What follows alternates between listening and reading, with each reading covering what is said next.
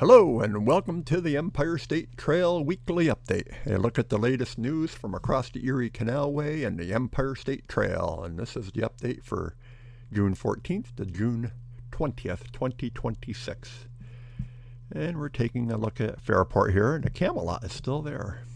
Camelot is in for a long visit here. So let's take a look at trail closures. And I think this list is getting a little out of date. They're saying it's updated May 13th. So you can take a look at that, but it's easier just to take a look at the Cycle the Canalway Trail from our friends at Parks and Trails New York. And I've seen some post questions on Facebook and other sites asking about where to start, where the starting point is in Buffalo, and it's still right there at Canal Side. There are two signs there at Canal Side. There's the historic marker right at the commercial slip, and then there's another one just slightly inland. I think it says official start of the Canalway Trail. But the minute you start, you're going to be put out onto city streets. You can zoom in here. We can see. So the minute you start, you're going to be right out onto city streets here. So you go up Pearl and over Court and then north on Niagara Street. I think it's about a 2-mile detour. Get you around Ralph Wilson Park or the old LaSalle Park here where they're doing all the work. And then you'll pick up the trail again. So if you don't like riding on city streets, you could say that your official end is right here. But if you're purist and you want to do the entire trail, you have to make your way to Canal Side. And let's zoom out here. Then I noticed the next, Rochester has a bunch of closures and detours listed here. They had this ongoing work here in the Grease area, Gates area over here in western Rochester. And they've just added this one here near the Mount Hope in the Genesee Valley Park. And that's another closure. So you got 1, 2. You got another one out here in Pittsford, and then they got the caution there at Bushnell Basin. So just be ready for that. You're going to be pushed out onto the streets in a couple of spots. Nothing horrible. And they had the ongoing work here in the aqueduct over in Durhamville. And then there's a little bit of work in the Utica area. And that's all I saw for closures or detours.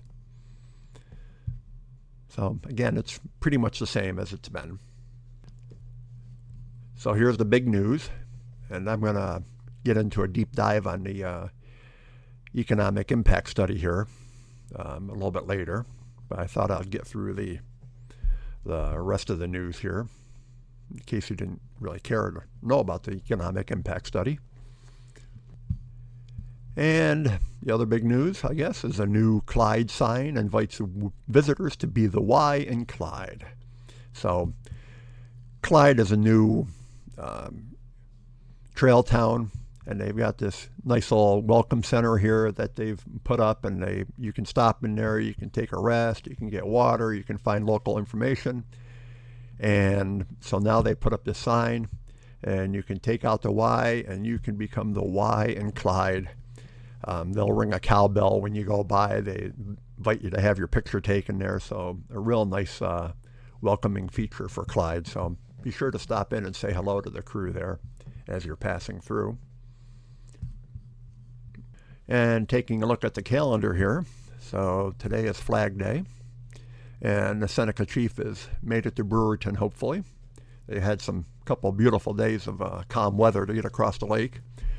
And they should be in Syracuse on the 15th, 16th, then going to Baldwinsville, and then out to Lyons, and Fairport by the end of the week. So look for it along the way. Looking forward, it's 4th of July weekend. We got the Seneca Falls Harbor Fest. Seneca Falls isn't on the trail, but a lot of people like to detour and go there. So if you're looking for something to do, it will be going on there. And the one you probably should know about if you're going to be touring is the walkway over the Hudson has a fireworks display on the 4th, and they will be there's going to be a lot of people. In fact, there's probably anywhere the trail goes along a village, Fairport, stuff like that, you're going to have a lot of crowds on the 4th of July weekend. So, and it's on 4th of July is on a Saturday, so just expect crowds anywhere you're passing through a village or a city. And that's it for the calendar. Pretty light events going on this month.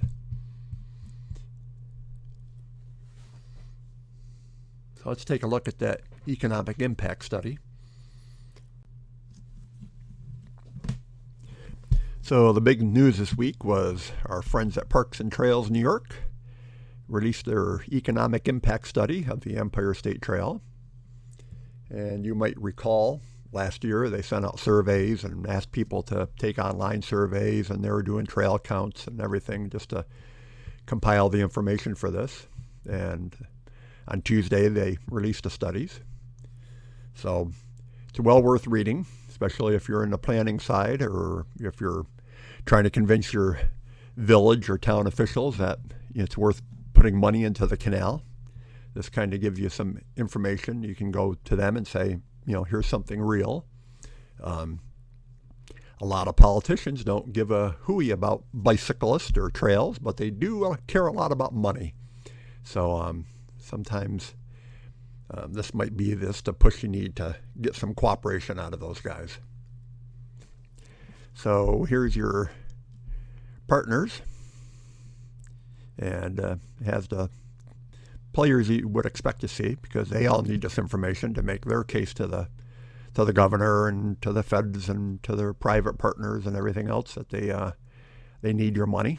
So New York State Canal Corporation, the Hudson River Valley Greenway, the Office of Parks, Recreation, and Historic Preservation, and the Natural Heritage Trust. I never heard of that one before. All right, so let's see here. And then they got their key findings. 1.87 billion in total economic input. And that number really struck me when I first saw this, and it kind of becomes clear why later. But the last time they did an economic impact study years ago, Parks and Trails had one, and it was somewhere in the range of, I thought it was like 550 million. But they were just doing the Canalway Trail, not the entire Empire State Trail. So this study goes far beyond that.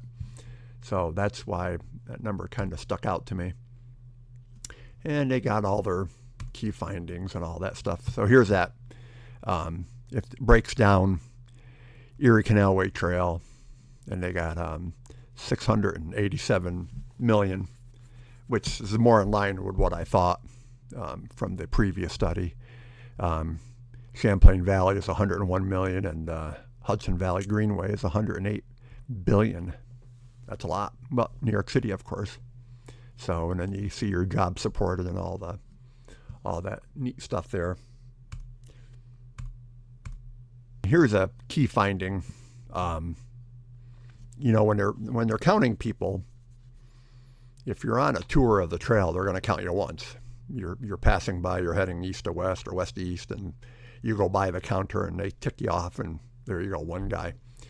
If you're out for a day ride and you happen to pass by the counter on your way out and your way back, they're going to count you twice.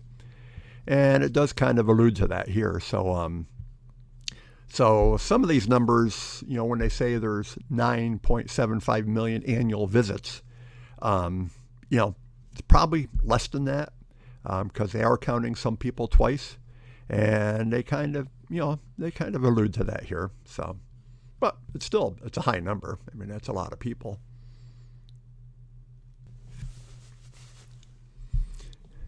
And then here's they acknowledge the environmental benefits of the trail along Linear Park. As someone used to say all the time, the canal is the one creation of man most in harmony with nature.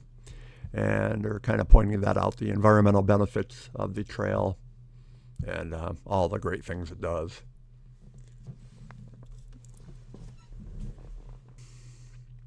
And then they start breaking down the trail, and I was happy to see these numbers because I was looking for definite numbers on how much is off-road, how much is on-road. So they have it here. So Breaking down by trail section.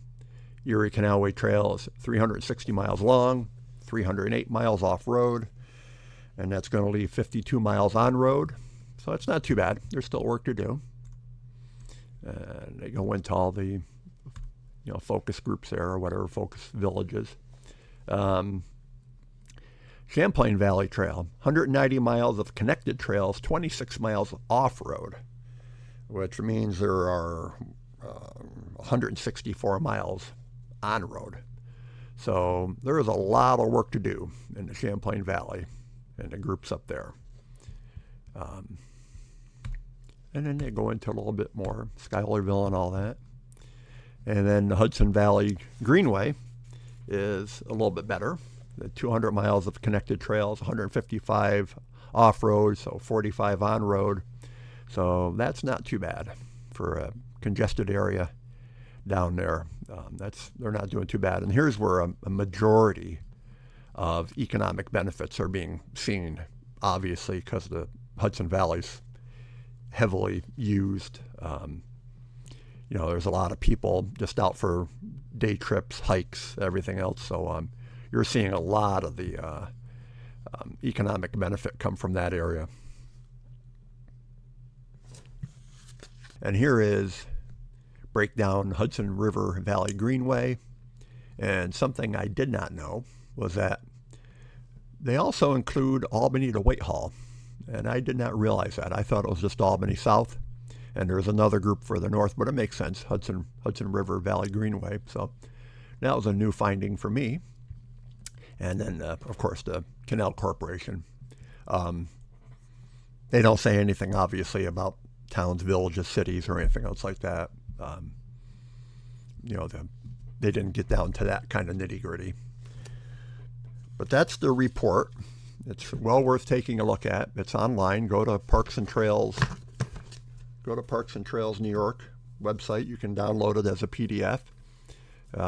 Again, use it as ammunition in your discussions with your local officials about getting grants or whatever needs to be done to your local trail.